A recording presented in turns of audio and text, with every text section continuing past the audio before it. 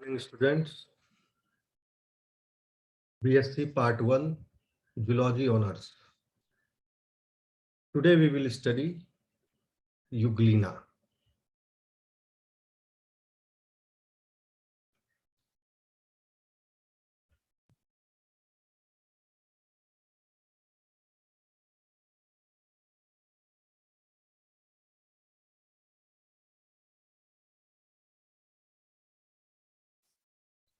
It's not a pathogenic microorganism. This is unicellular organism having chloroplast and mitochondria both. First we will see the classification of this unicellular organism. Kingdom protista बोल देते हैं, लिख लेना। Spelling थोड़ा difficult होगा, मैं लिख ही देता हूँ। Kingdom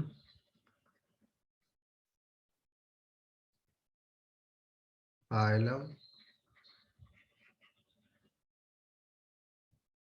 class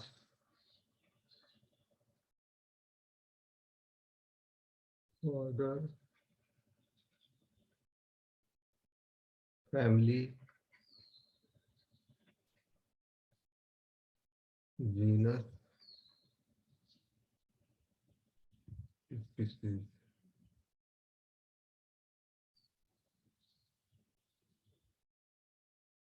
kingdom is protista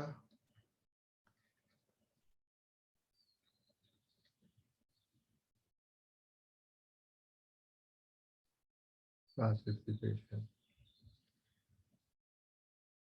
Protista. Phylum is Euglenozoa.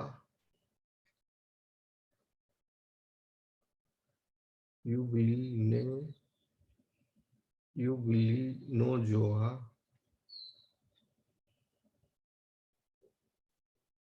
Class Euglenoidea.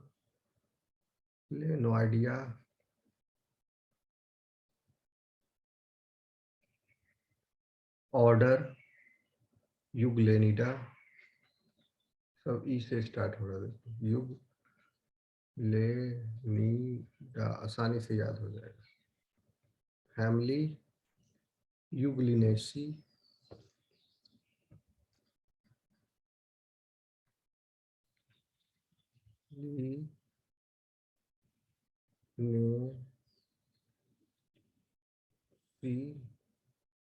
Genus Euglena.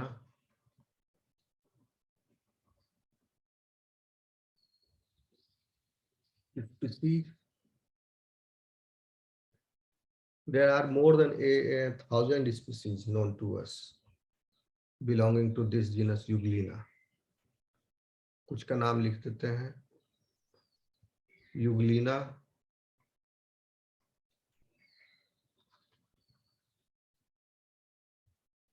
सैंगुइनी,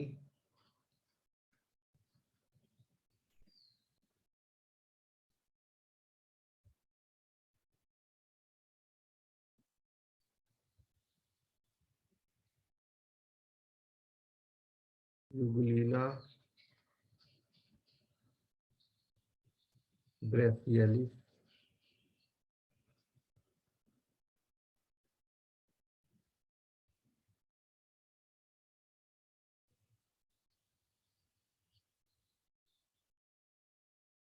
एक और है जिसमें फ्लैजिला बाहर नहीं रहते, अंदर रहते, यूग्लिना म्यूटाबिलिस।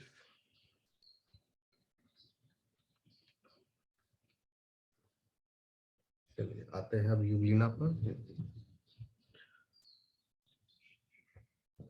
यूग्लिना एक जीनस है सिंगल सेल फ्लैजिलेट यूकैरियोट का। तो यूग्लिना का डिफिनेशन पहले क्या लिखोगे आप? Euglena is a single cell is a genus of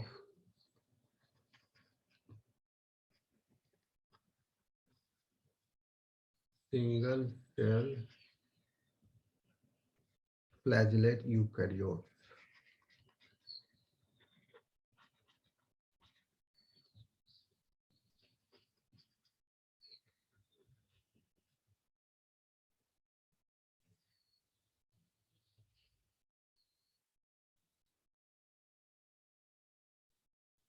और काफी डाइवर्स ग्रुप है। Species of Euglena are found in fresh water and salt water too. They are found in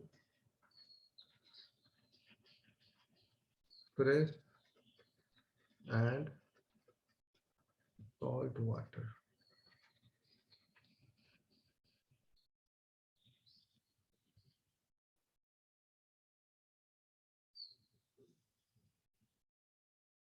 शांत जल में जो इनलैंड वाटर है, जैसे पोखर, तालाब, जहां पर जल शांत है, बह नहीं रहा है, वहां पर ये काफी अपनी संख्या बढ़ा लेते हैं रिप्रोड्यूस करके, और इतनी संख्या इनकी बढ़ जाती है कि पानी का कलर भी चेंज हो जाता है।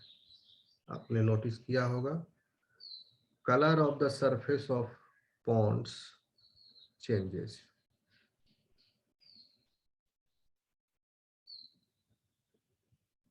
Okay, green, it can change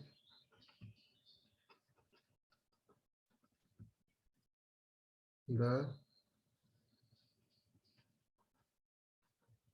surface color of the pond। क्योंकि शांत जल में ये काफी मल्टीप्लाई कर जाते हैं।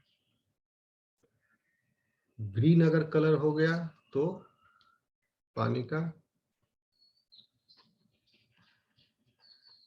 दूसरा स्पीशीज है, अगर रेड हो गया तो दूसरा स्पीशीज है। ठीक, रेड हो गया तो then you may conclude that it might be Euglena gracialis, और अगर ग्रीन हो गया तो it is Euglena sanguinea।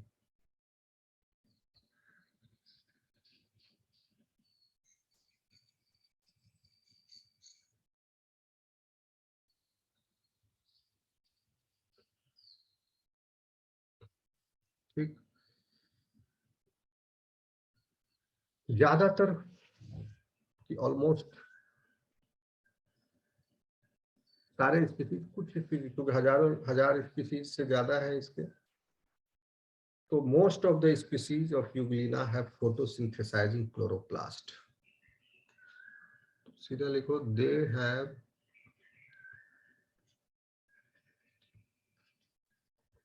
Photosynthesising chloroplast.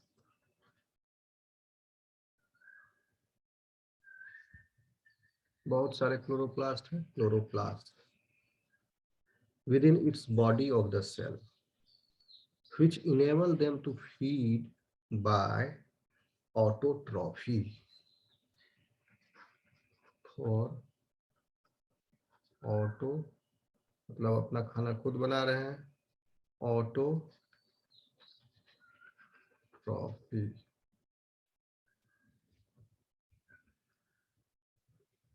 ठीक, जैसे प्लांट में होता है, लेकिन यह हेट्रोट्रॉपिक भी होते हैं। दे आर ऑल्सो, लिख लेना, they are also heterotrophic when light source is limited. ठीक है, इसीलिए ये पानी के सरफेस पर ज्यादा ग्रो करते हैं, क्योंकि वहां लाइट एबंडेंट है। गहराइयों में ये नहीं मिलते हैं या कम मिलते हैं, लेकिन वहां भी ये जीवित रह सकते हैं, और अपना खाना अगर उसका मौजूद है ऑर्गेनिक मैटर, तो it can take that organic matter also. और उस समय इसका मोड ऑफ न्यूट्रिशन हो जाएगा heterotrophy. Okay, they can also take the nourishment heterotrophically like animals. तो युग्लिना के पास दोनों फीचर हैं, एनिमल का भी और प्लांट का भी. Okay, heterotrophy and autotrophy both happens in this. तो इसके पास एनिमल और प्लांट के कैरेक्टरिस्टिक्स दोनों हैं. तो अर्ली टेक्सोनॉमिस्ट जो थे वो उनको डिफिकल्टी हुआ इसको क्लासिफाई करने में. तो जब तक टू किंगडम क्लासिफिकेशन था, animalia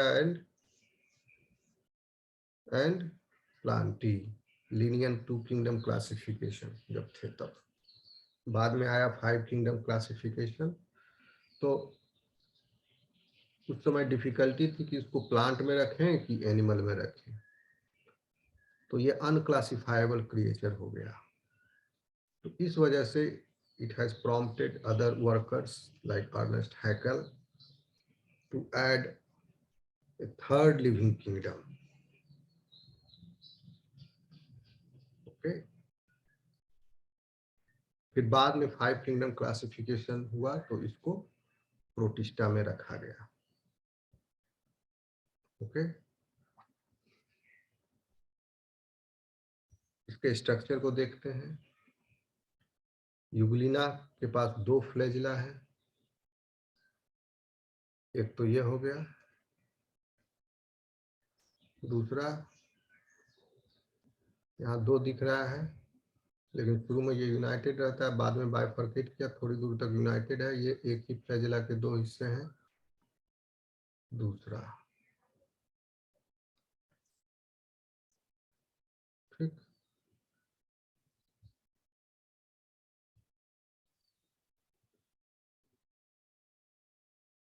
And these flagella are rooted in basal bodies.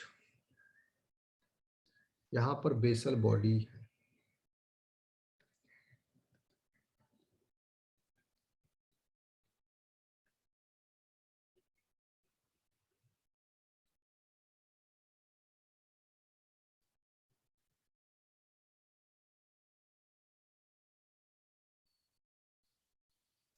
Basal body होता है मॉडिफाइड सेंट्रियोल. सेंट्रियोल ऐसा मॉडिफाई हुआ है कि कुछ उसमें proteins, other type of proteins, special type of proteins have added there, and centriole is the source of cytoskeleton. So from that the protein is connecting this cytoskeleton with the flagella. Flagella is also a skeleton type. Cell के अंदर का skeleton नहीं, cell के बाहर का skeleton है, made up of protein. So it is anchoring both flagella and cytoskeleton of this cell. अंदर में इसके माइक्रोट्यूब्यूल्स हैं जो इस पिक्चर में नहीं दिखाया गया है, तो ये कॉम्प्लेक्स हो जाता है. ठीक है, समझ लो कि इससे माइक्रोट्यूब्यूल्स भी दोनों फ्लैजिला का रूट है, और माइक्रोट्यूब्यूल इससे ओरिजिनेट होके पूरे सेल में फैले हुए हैं, जो कि इस शेप को, स्पिंडल लाइक शेप को मेंटेन किए हुए हैं, इस शेप, और इसके मूवमेंट में भी कॉन्ट्रैक्ट करके इसको मदद करते हैं. तो बेसल बॉडी से अटैच्ड है flagella. Okay,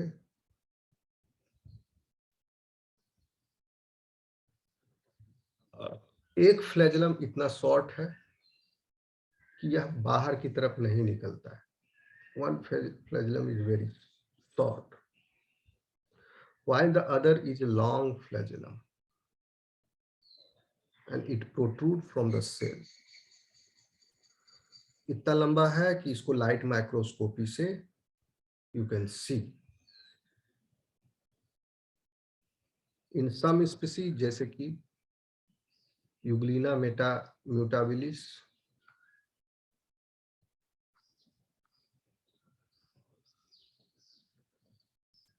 so here you can say in युग्लिना sanguini या ग्रेसियलिस, इसमें one flagellum is emergent another one is not emergent. It is present within the cell. It does not protrude from the cell. ठीक, Euglena म्यूटाबिलिस में दोनों flagella non emergent है, दोनों अंदर में entirely, और लाइट माइक्रोस्कोपी से देखे नहीं जा सकते वो।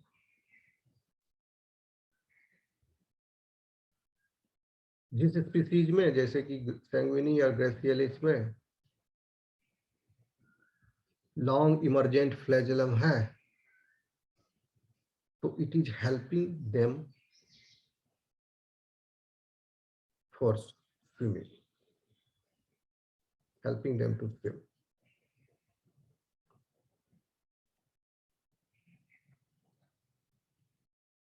ठीक,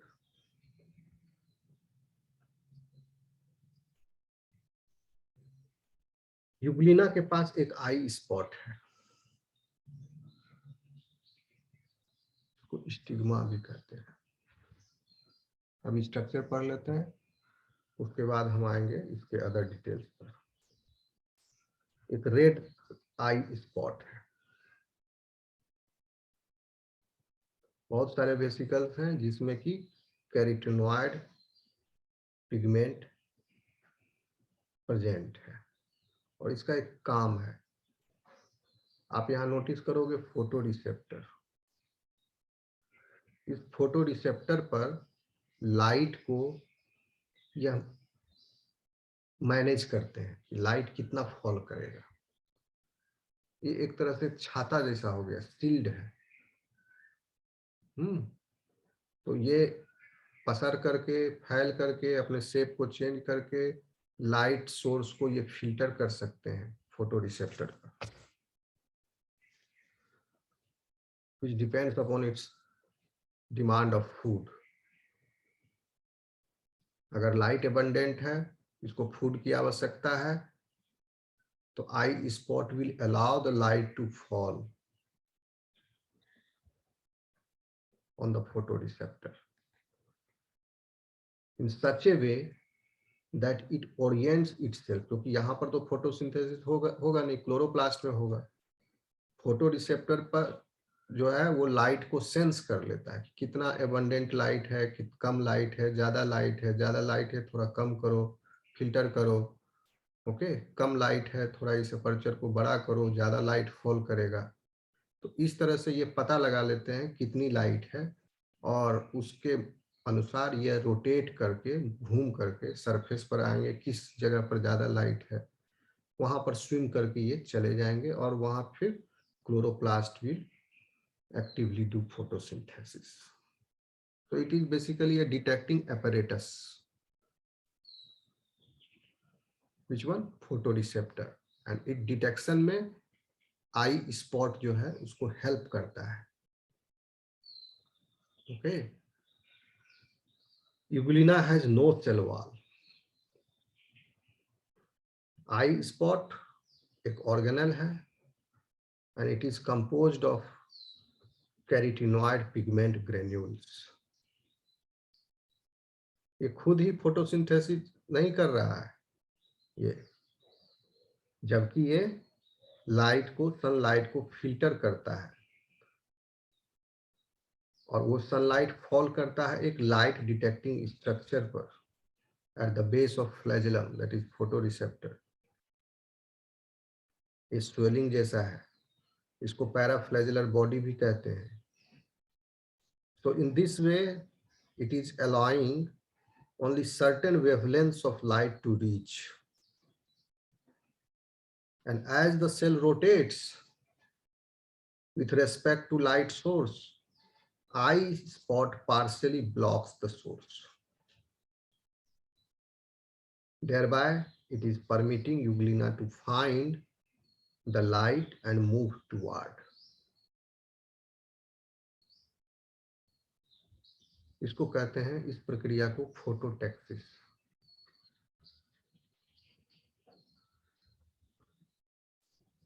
यानी लाइट की तरफ इसको जाने में यह मदद करता है। पानी है, इसकी जैसे जैसे पानी में डीप जाते जाओगे लाइट कम होते जाएगा, डार्कनेस बढ़ता जाता है। तो इसको पता कैसे चलेगा कि लाइट ज्यादा किस तरफ है? क्यों ये सरफेस पर ज्यादा रहते हैं? सरफेस पर इसलिए ज्यादा रहते हैं क्योंकि ये लाइट को डिटेक्ट कर लेते हैं इस एपरेटस के माध्यम से, eye spot and photoreceptor combination से, और ये सरफेस पर चले जाएंगे। जब इसके पास बहुत ज्यादा स्टोर्ड कार्बोहाइड्रेट हो गया इनफ, अभी फोटोसिंथेसिस करने की आवश्यकता नहीं है कुछ, तो ये पानी के नीचे चला जाएगा इसी एपरेटस की मदद से कि लाइट किधर कम है उधर जाओ, नीचे कम है नीचे चला जाएगा, इधर हॉरिजॉन्टली जाएगा तो लाइट तो उतना ही रहेगा। ओके, तो इस तरह से यह मैनेज करता है।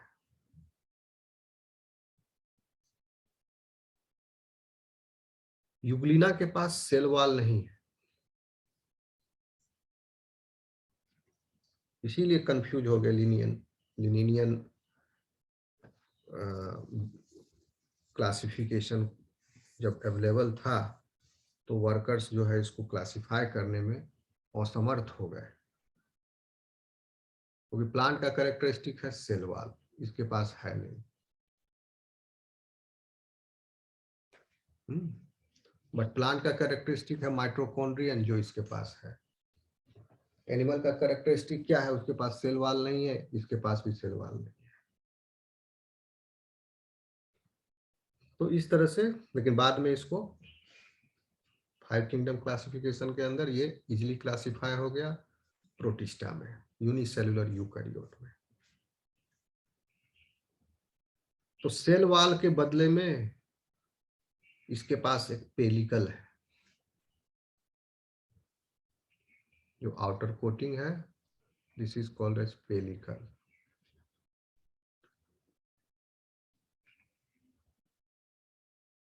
And this pellicle is made up of a protein layer.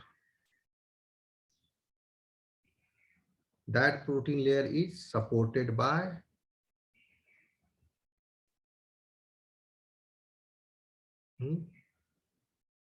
structure of microtubules, by structure of microtubules. तो यह माइक्रोट्यूब्यूल्स इस पेलिकल से, यहाँ पर प्रोटीन कोट है, इस यूग्लिना के चारों तरफ अराउंड, इस सेल के अंदर नहीं, माइक्रोट्यूब्यूल्स के। सपोज इसको अगर हम ऐसे काट लें और फिर देखें सामने की तरफ, जैसे कि टीएस होता है, तो ये हो गया पेलिकल।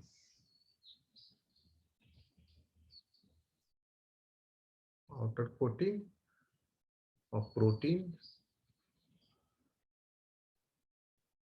और इस पेलिकल के अंदर ये सेल ऑफ साइटोप्लाज्म है अंदर।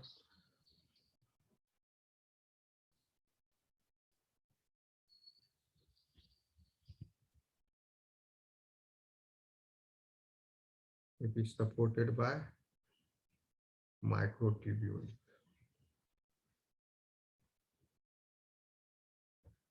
And these microtubules are around the cell.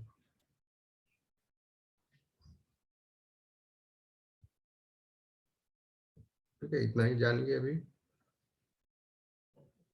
Because of the action of, एक चीज और, बिकॉज ऑफ इम्पोर्टेंट है यहाँ, क्योंकि पेलिकल का काम है कि ये स्लाइड करता है one over the another, on one another, इसको मेटाबोली भी कहते हैं। और इसकी मदद से यूग्लिना के पास एक बहुत ही अच्छी फ्लेक्सिबिलिटी आ जाती है एंड कॉन्ट्रैक्टिलिटी आ जाती है।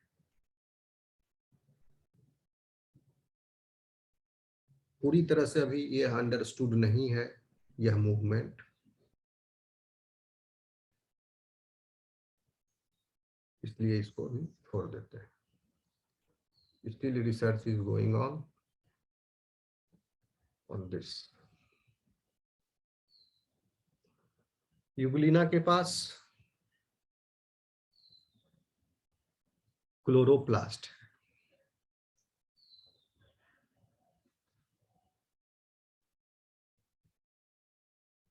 ये कोई डिजीज काउजिंग ऑर्गेनिज्म नहीं है, तो इसका सिर्फ स्ट्रक्चर, कहाँ पाया जाता है, यही सब डिटेल देख करके इसको छोड़ देंगे। क्या यूज है इसका, हम लोग इसको यूज भी करते हैं, आएंगे उस पर। क्लोरोप्लास्ट थोड़ा इसका विशेष किस्म का है, अलग है। इसमें क्लोरोप्लास्ट जो है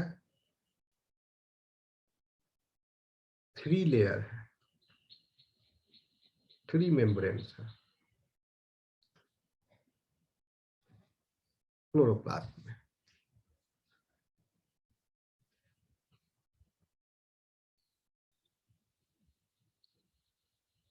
यह दोनों मोड में अपना भोजन प्राप्त करता है,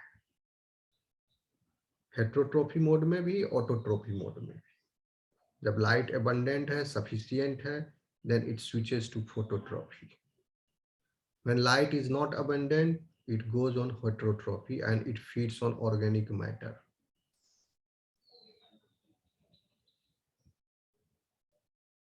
इसके क्लोरोप्लास्ट में क्लोरोफिल नाम का पिगमेंट होता है। Chlorophyll A and chlorophyll B, दोनों तरह के इसमें पिगमेंट है। और ये दोनों पिगमेंट शुगर प्रोड्यूस करते हैं फोटोसिंथेसिस, प्रकाश संश्लेषण की प्रक्रिया के द्वारा। यूग्लिना का क्लोरोप्लास्ट 3 मेम्ब्रेन से सराउंडेड है, लेकिन प्लांट और ग्रीन एल्गी का क्लोरोप्लास्ट सिर्फ 2 ही मेम्ब्रेन से सराउंडेड होता है। यह भी एक कारण था कंफ्यूज होने का कि इसको प्लांट में रखें कि ना रखें, लेकिन अब तो कोई कंफ्यूजन नहीं है, इसको यह प्रोटिस्टा है। यूग्लिना का क्लोरोप्लास्ट के अंदर पायरेनॉइड्स नाम का एक वेसिकल होता है, क्लोरोप्लास्ट के अंदर।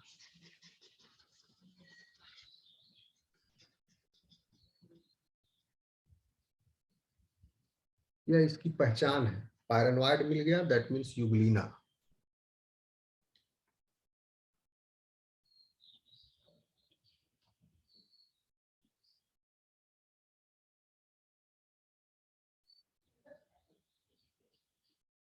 पायरेनॉइड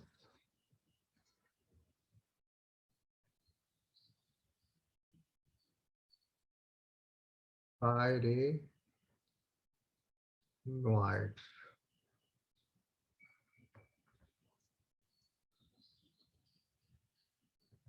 Euglena chloroplast contain this vesicle, and this vesicle is used in the synthesis of paramylone.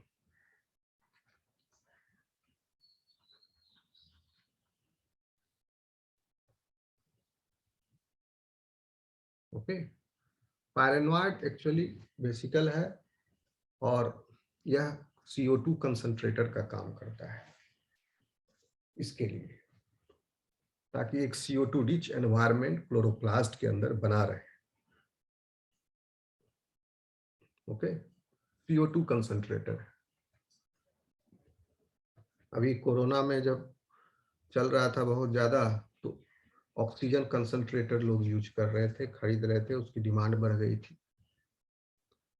यह उसका उल्टा है, ये CO2 कंसंट्रेटर है।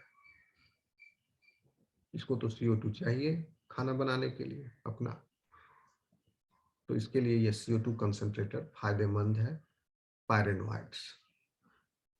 तो इस CO2 कंसंट्रेटर की मदद से यह सिंथेसाइज करता है पैरामाइलोन नाम का एक carbohydrate.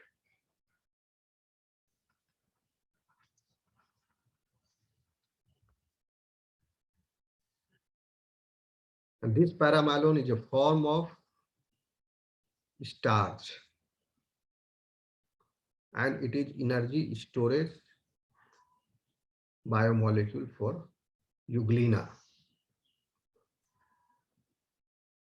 So with the help of this storage, stored carbohydrate में क्या है?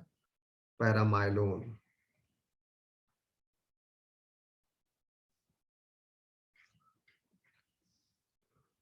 तो इनकी मदद से यह इसको भोजन की कमी भी हो जाए तो यह मैनेज कर लेता है. Okay.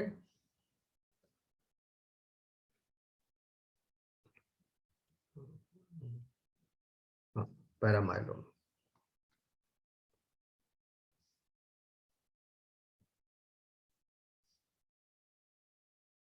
So this is, and the presence of paranoids is usually the identifying feature of this genus.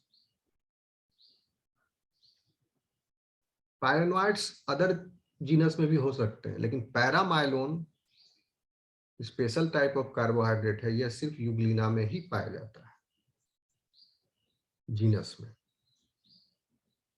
Okay. Euglena के पास 2 फ्लैजिला है जो कि रूटेड है बेसल बॉडीज में.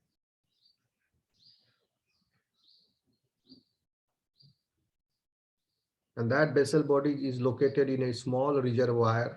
This is the reservoir. In the at the front of the cell. Cell के एकदम आगे में एक फ्लैजिलम बहुत छोटा है and does not protrude out from the cell, while the other is long enough and it can be seen with the light microscopy.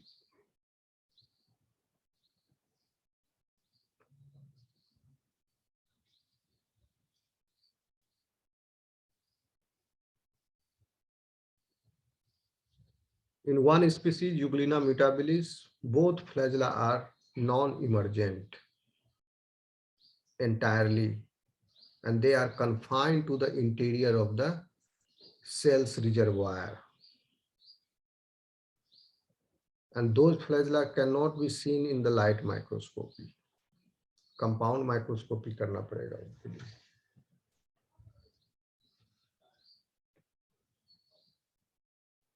तो जिसके पास लॉन्ग इमर्जेंट फ्लैजिलम है, जिस यूग्लिना के पास, वह इस फ्लैजिलम को यूज करता है स्विमिंग के लिए. ओके. अब आते हैं इसके रिप्रोडक्शन पर. और इसके अलावा माइटोकॉन्ड्रिया आप लोग जानते ही हो, इसमें माइटोकॉन्ड्रिया बना देना. ओके. न्यूक्लियोलस है ये रेड वाला. न्यूक्लियोलस जो है वो न्यूक्लियस के अंदर होता है. ये ऑरेंज वाला nucleus is in continuation with endoplasmic reticulum, Golgi apparatus. Okay. These are the things. ये तो क्लोरोप्लास्ट हो गया. स्टोर्ड पिगमेंट है, कार्बोहाइड्रेट है.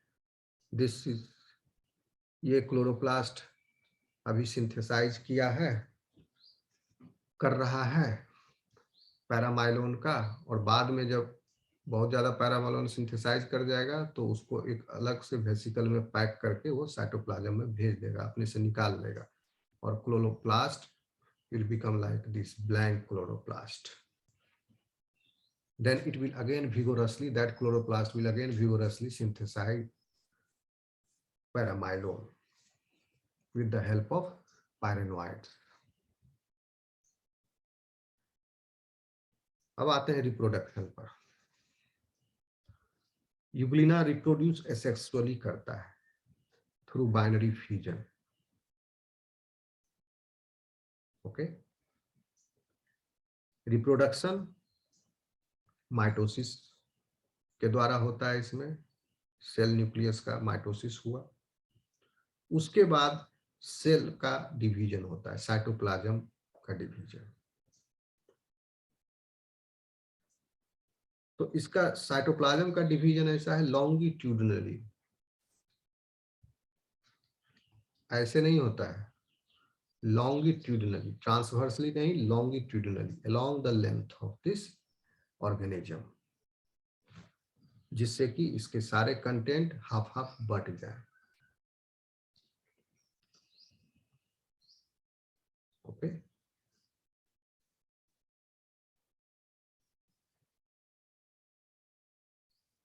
फ्रंट से इसकी बिगिनिंग शुरू होती है इस लॉन्गिट्यूडनल क्लीवेज की, accompanied by the duplication of flagellar processes. Flagella duplicate हो गया और यहाँ से लॉन्गिट्यूडनल इसका क्लीवेज स्टार्ट हो जाता है। स्टिग्मा भी डुप्लीकेट हो जाएगा, फोटो रिसेप्टर भी डुप्लीकेट होगा। ओके,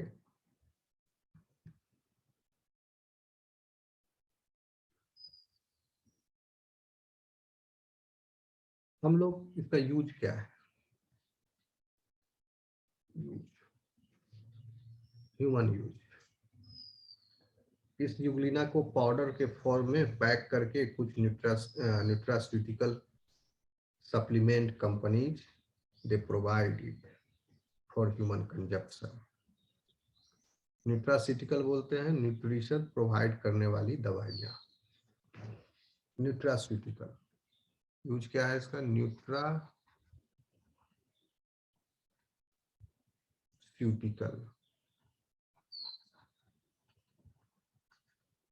फार्मास्यूटिकल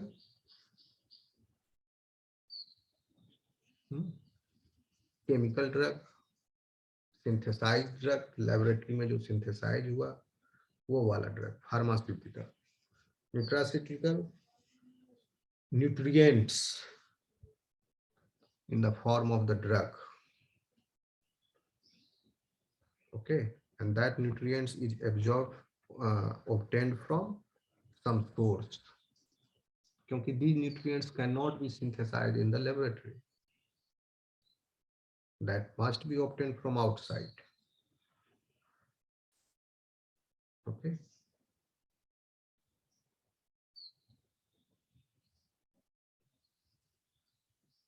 क्योंकि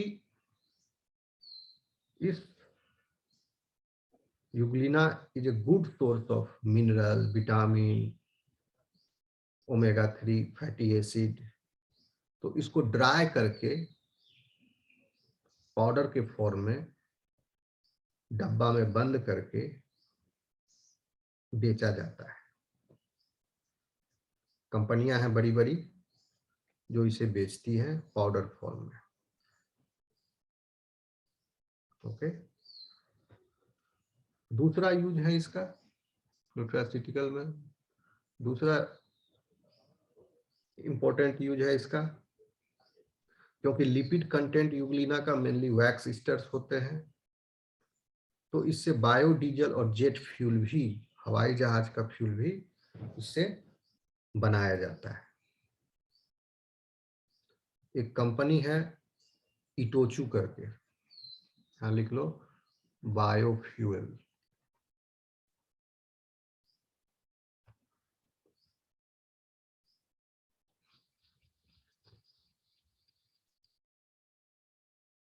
ओके, बायोडीजल,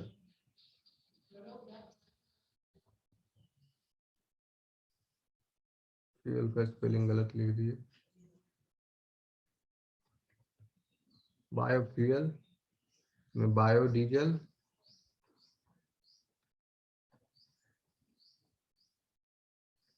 और जेट फ्यूल दोनों इससे बन सकते हैं,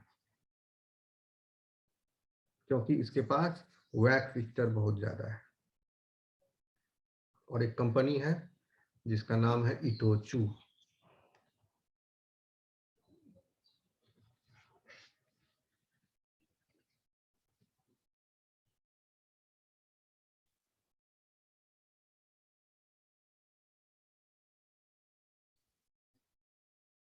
जापान की कंपनी है,